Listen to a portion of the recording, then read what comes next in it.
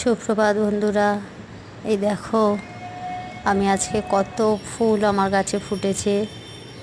অনেক ফুল তুলেছি, আর নিচের গাছের ফুলগুলো জবাগুলো দেখাতে পারিনি, তাই ছাদে যে ফুলগুলো ফুটেছিল তাই তোমাদের দেখালাম।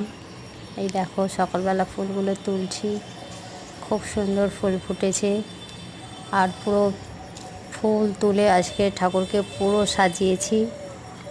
কেমন লাগছে তো তোমরা বলো, আর কমেন্ট শেয়ার করো। আমার মাকে যদি তোমরা ভালোবাসো তাহলে একটু কমেন্ট শেয়ার করে দিও।